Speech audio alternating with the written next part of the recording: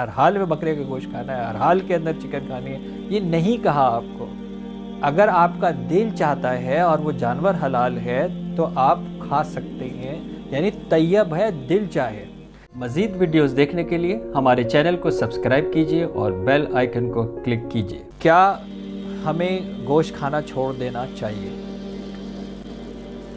جناب، جو چیز اللہ تبارک و تعالیٰ نے حلال کی ہے، انسان کو یہ حق حاصل نہیں ہے کہ اس کو حرام کر دے، پہلی بات۔ دوسری بات یہ ہے کہ رزق کے اوپر اللہ تبارک و تعالیٰ نے بڑا واضح احکامات قرآن پاک میں دیے، اور وہ کیا؟ جو کہ حلال ہو اور طیب ہو۔ حلال کی بھی پوری ایک کیٹیگری بتا دی کہ کون کون سے جانور ہیں جو کہ حلال ہیں، اور وہ جو جس کو مشکوک لگتا تھا ان کو بتا دیا کہ یہ حرام ہے۔ یعنی انسانی فطرت کو یہ بات پہلے ہی سے ہی معلوم تھی کہ یہ جو جانور ہیں یہ کون سے حرام ہیں جو کہ فطرت سے میچ نہیں کرتے۔ ہر وہ درندے جانور اور ہر وہ درندگی والے جو پرندے ہیں وہ فطرت سے کیونکہ میچ نہیں کرتے تھے، اس لیے اس میں کوئی کنفیوژن نہیں تھی۔ پھر بھی اللہ تبارک و تعالیٰ نے جو کہ مشکوک تھے ان کو بتایا کہ یہ حرام ہے، جیسے سور کا گوشت ہے۔ اور دوسری طرف کیا بتایا کہ جناب جو کہ جمع و خون ہے، یعنی جو مردار ہے وہ حرام ہے۔ اسی طرح جو جانور اللہ تبارک و تعالیٰ کے نام کے علاوہ ذبح کیا گیا وہ آپ کے لیے حرام ہے، وہ بڑی ایزیلی کیٹیگری بتائی۔ اس کے علاوہ وہ جانور جن کی بتایا کہ جی یہ بھیڑ ہے، یہ اونٹ ہے، یہ بکرا ہے، یہ گائے ہے، بیل ہے، یہ بتایا کہ جی یہ وہ جانور جو کہ فطرت کے اندر نرم مزاج ہیں، فطرت کے اندر گھاس کھانے والے جانور ہیں، یہ جو گوشت ہے اس کا انسان کھا سکتا ہے۔ انسان کو اللہ تبارک و تعالیٰ نے اس حکمت سے بنایا ہے کہ اگر اس کے جو دانت ہیں اس کے اندر کچھ چوٹے ہیں اور کچھ نوکیلے ہیں۔ یہ نوکیلے دانت آپ کو اس لیے دیے گئے ہیں کہ جب آپ گوشت کھا رہے ہوں اور آپ کو چبانے کے لیے ضرورت پیش آئے تو آپ کے جو نوکیلے دانت ہیں وہ آپ اس کو استعمال کر سکتے ہیں۔ اور سیدھے دانت اس طرح ہیں کہ جب آپ ویجیٹیبلز کھا رہے ہوں، سبزیاں کھا رہے ہوں، فروٹ کھا رہے ہو تو آپ اپنے ان دانتوں کا استعمال کر سکتے ہیں۔ تو حلال کی پوری لسٹ آپ کے پاس آ گئی۔ پھر طیب، یعنی اللہ تبارک و تعالیٰ نے ایک جگہ بھی یہ نہیں کہا کہ آپ کو لازمی گوشت کھانا ہے، ایک جگہ بھی آپ کو یہ نہیں کہا کہ ہر حال میں گائے کا گوشت کھانا ہے، ہر حال میں بکرے کا گوشت کھانا ہے، ہر حال کے اندر چکن کھانی ہے، یہ نہیں کہا آپ کو۔ اگر آپ کا دل چاہتا ہے اور وہ جانور حلال ہے تو آپ کھا سکتے ہیں، یعنی طیب ہے، دل چاہے۔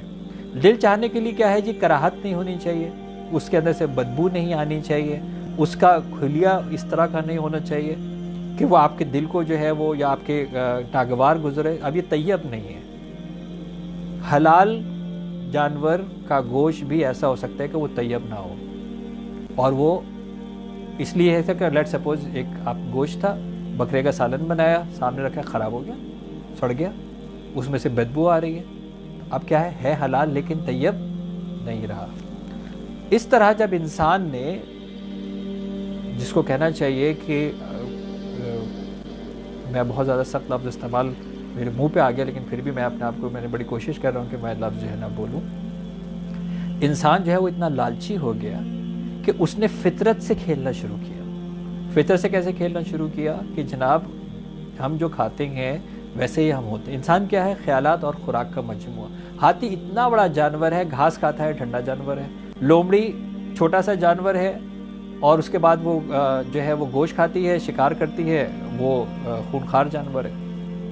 ہم نے کیا کیا کہ گائے جیسے معصوم جانور کا گوشت کیسے بڑھا سکتے ہیں، اس کا سائز کیسے بڑھا سکتے ہیں، اس کو کم وقت کے اندر بڑا کیسے کر سکتے ہیں تاکہ ہمارے اندر سے وہ لالچ آ گئی تو ہم نے اس کو ایسی غذا دینی شروع کی جس کے اندر وہ غذا جو اس کو سوٹ نہیں کرتی تھی، یعنی ہم نے اس کے وہ گھاس کھانے والے کو اس کی خوراک کے اندر ہم نے گوشت شامل کرنا شروع کیا۔ اور یہ جس سوال یہ تھا کہ جناب اس سے پہلے ایسا جانور نہیں آیا، جی میڈ کاؤ ڈیزیز آ چکا ہے۔ یہ جو اب ہر بقرعید کے اوپر آپ کو ایک منہ کھر کی بیماری ملتی ہے جس کے اندر جانور جو ہے گر جاتا ہے، جس کے کھر خراب ہونے شروع ہو جاتے ہیں، اور یہ جانور کی جو اوریجن ہے وہ میڈ کاؤ ڈیزیز وہی ہے کہ جب آپ نے گائے کی فیڈ کے اندر ایسے چیزیں ڈالنی شروع کی جس سے اس کا گوشت بڑھ جائے، جس سے اس کا وزن بڑھ جائے، علاوہ اس ساری بے ایمانیوں کے جس کے اندر آپ نے پریشر دینے کے لیے اور اس کے گوشت کے اندر جو ہے وہ انجیکشن ڈالنے شروع کیے، ہارمونز ڈالنے شروع کیے، اور پریشر گوشت جو ہے وہ پانی کی وجہ سے جو ہے نا وہ بڑھانا شروع کیا۔ یہ تو ایک الگ دوسری جو ہے وہ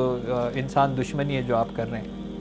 اسی طرح آپ یہ کہتے ہیں کہ جناب یہ جو مرغی ہے یہ تو حلال جانور تھا، لیکن اس کو کیا ہوا، اس سے بہت سارے وائرسز آنے شروع ہو گئے۔ بھائی کیوں وائرسز آنے شروع ہو گئے؟ کہ مرغیوں کی فیڈ کے اندر آلائشیں ڈالنی شروع کر دیں۔